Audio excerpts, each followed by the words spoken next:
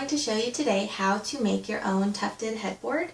And I have a lot of tools in front of me and supplies, so I'm going to go ahead and tell you what you need. First, I have some heavy-duty thread and a long needle.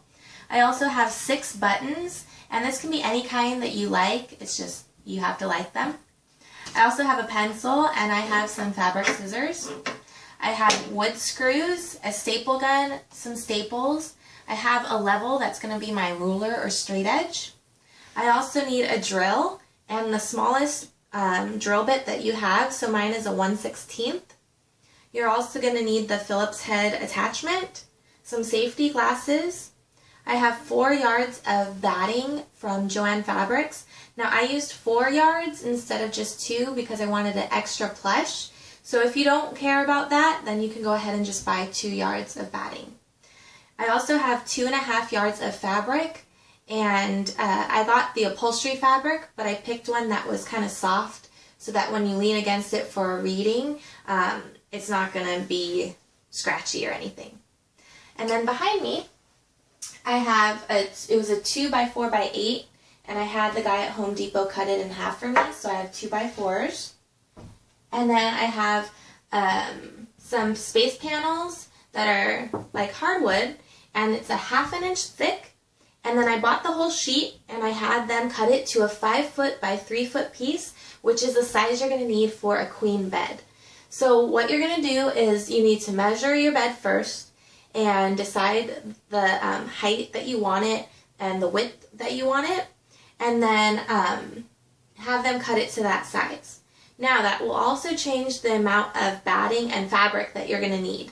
So maybe ask the fabric person to help you if you're not sure of the sizes. Also, I don't have the headboard going all the way down to the ground. That's why I have these support panels. So I don't need quite a big piece of like paneling. I just want these to make the height that I want. So that's a list of all the tools that you're going to need for this project. Let's go ahead and get started.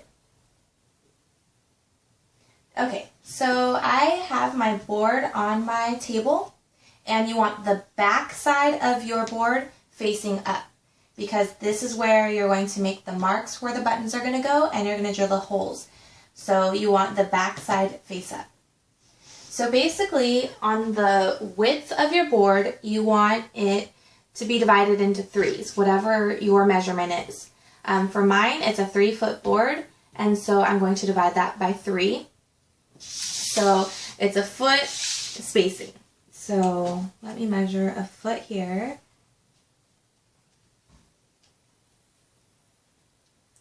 And then another foot in. And then another foot would be the end of your board. So this gives me my 2 rows of buttons. So what I'm going to do is I'm going to measure a foot down, maybe about 4 times the length of my board, and then I'm going to use my level. So let's go ahead and take it a little bit further, and let me measure a foot down, and then another foot.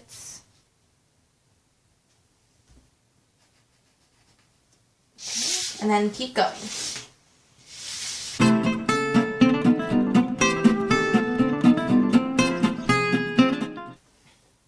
Okay, so now I'm going to use my level, and I'm going to connect the lines, and you could always use like a yardstick. So I don't have one, so that's why I'm using this. This is the longest straight edge I have. So just make sure you line up all the different marks you made. Okay, and then you're going to just draw a line all the way down. Okay, and then keep going.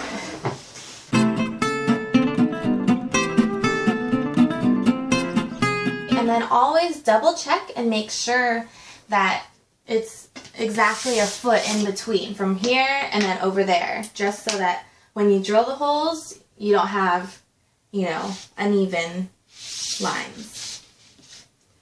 So that will be the 2 rows of buttons. Now, since we want 3 buttons, we're going to have to divide the board into 4s. So my board is 60 inches or 5 feet long. So divided by 4 will be 15 inches. So you want to, the buttons are going to go on this line. So I'm just going to follow this line and I'm going to measure 15 inches across, and that's where my button should go. Okay, and then do the same on the bottom row, 15.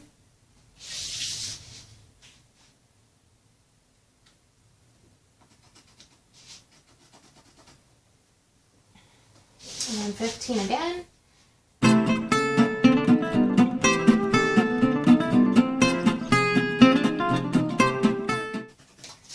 Okay, so I have my 3 places for my buttons. So what I'm going to do is I'm just going to draw a line this way.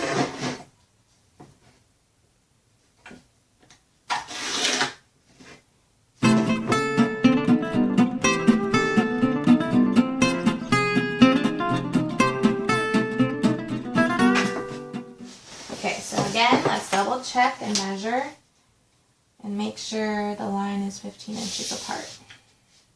So right here is where we're going to drill the holes for our buttons. Okay, so I'm going to grab my drill and my drill bit, and then I'll see you back here. Okay, so what I've done is I have propped the paneling board up on my 2x4s. So I have a 2x4 running this way and a 2x4 running this way, steering clear of these 2 lines where I'm going to drill the holes. And that's just so that I can drill on this table and not hit my table. So it gives me pretty much like a inch, 2 inches off of the table, so I should be okay. So go ahead and grab your drill with the smallest drill bit you have. In my case, it was a 1/16 drill bit. And then your safety glasses, and then we're ready to drill. So you're just going to go straight down onto each point where they meet. So you should drill 6 holes.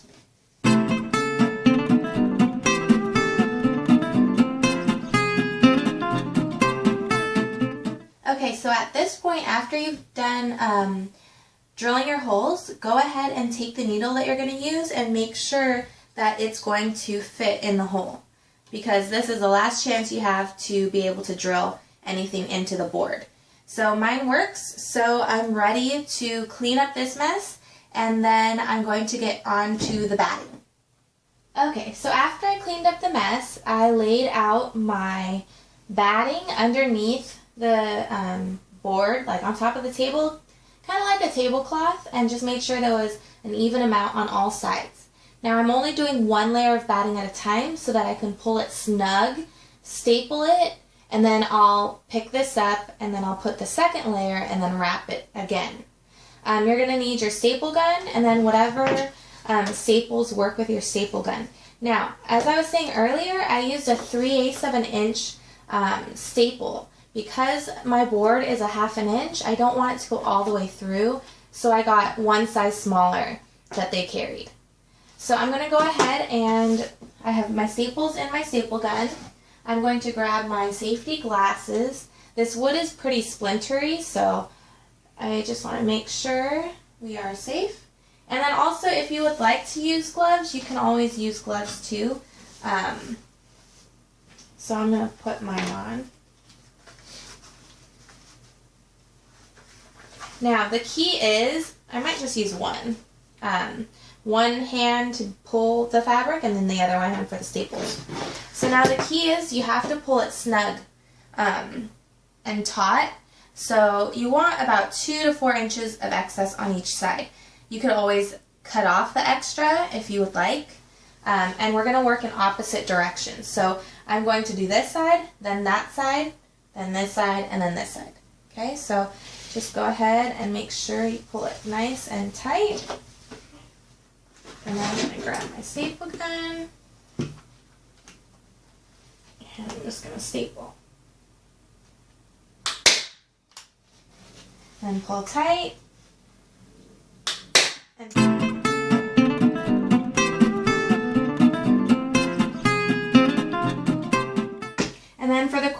you just kind of wrap it like a present. So I'm going to fold this down and then fold this on top like a present.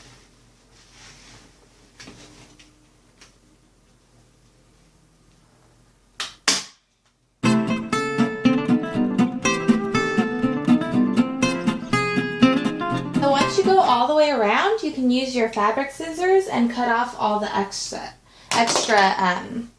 batting.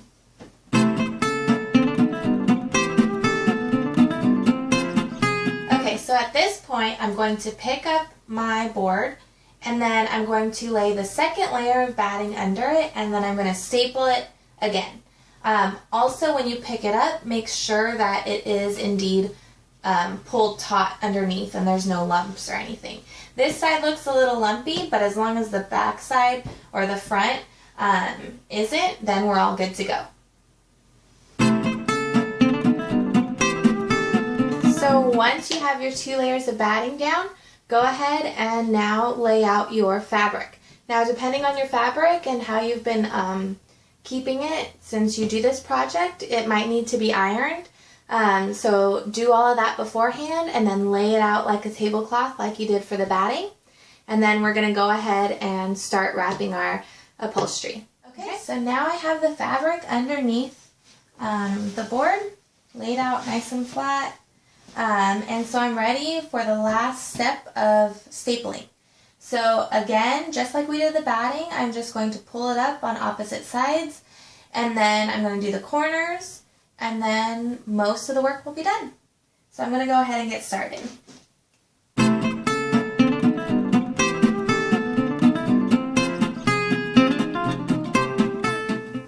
Okay, so now we're ready to sew on the buttons.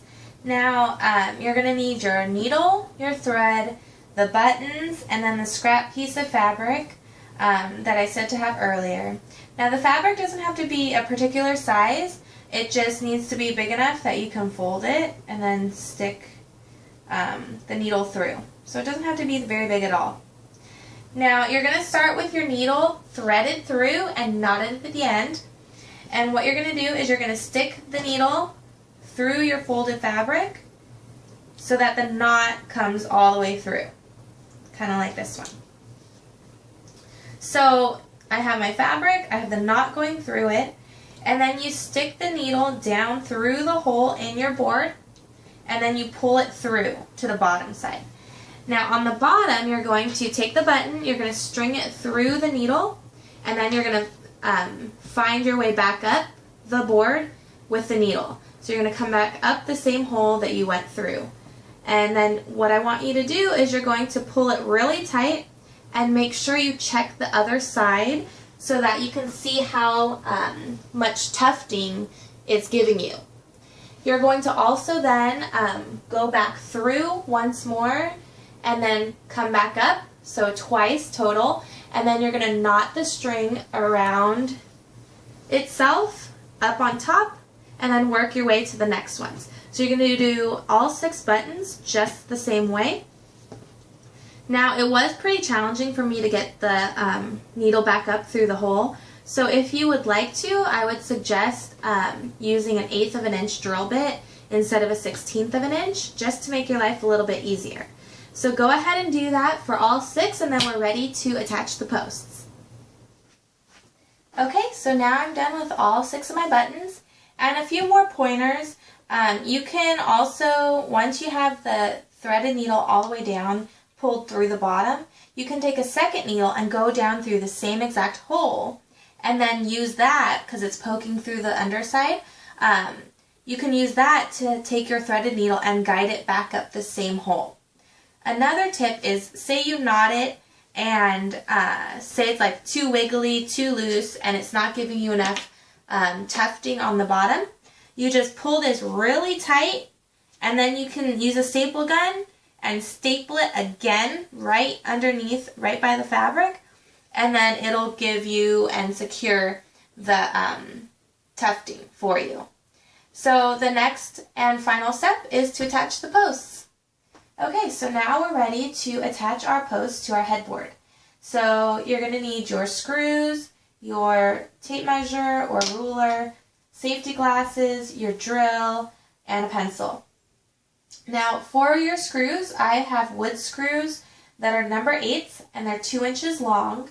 And I got 2 inches because I measured the width of my 2x4, which is 1 3/4. And then I wanted to go halfway into my headboard, which would be 1/4. So that gave me my 2 inches. So just double check and measure your pieces of wood, and then you'll get your screw that you need. Now, I just marked 4 holes on this 2x4, sort of towards the top and sort of towards the bottom. And it doesn't matter where they are, like they don't have to be even or at the same distance. So I just mark them so I can pre-drill my hole. So make sure you get a drill bit that will work with your screw. So I'm going to go ahead and put my safety glasses on, and then I'm going to pre-drill some pilot holes.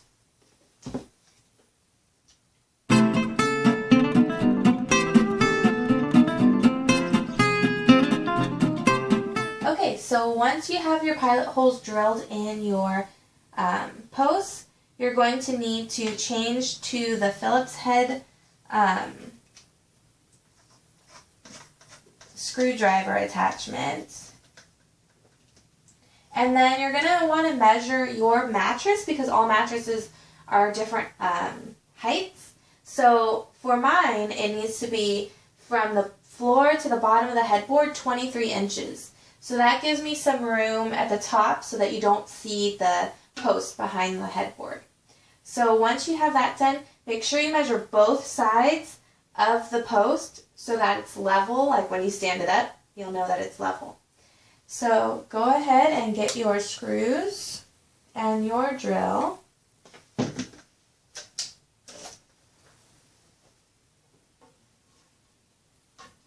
And go ahead and start screwing it in.